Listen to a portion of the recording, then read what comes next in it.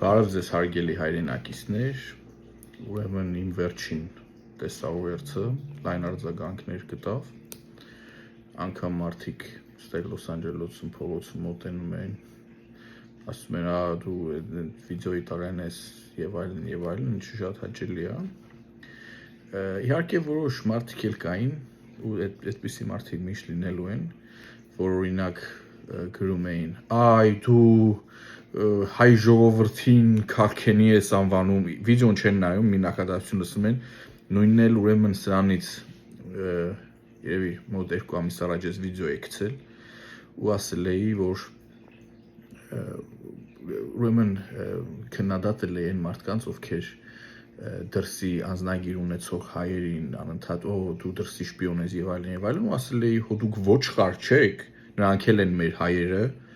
էդ էլ է լայն արձագանք, թե դու հայ ժողովրդին ոչխար ես ասում, բան ասենց ինչ-որ մոտա։ Մենք ստեղ ոչ մեկին վիրավորելու ոչ միտում ունենք, ոչ ցանկություն ունենք։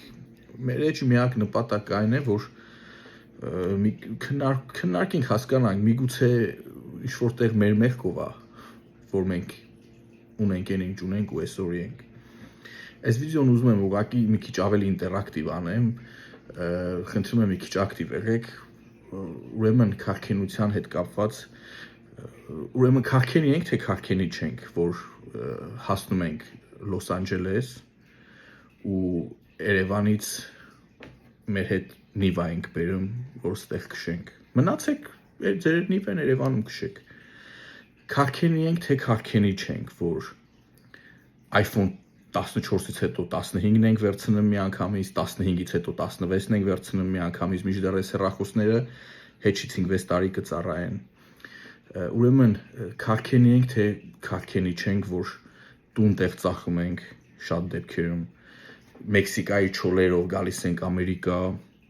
որ սալոնից հանած թազը ավտո քշենք։ Քարքենի ենք, թե քարքենի չենք, որ 300-400 հազար դոլար տալիս ենք, ավտոյի համար ենք առնում։ Քարքենի ենք, թե քարքենի չենք, որ մարդկանց դեռ չափում ենք քշած ավտոյով, ձեռի համարով, ձեռի հեռախոսի համարով։ Ես իհարկե հասկանում եմ, որ սրանց մեծ մասը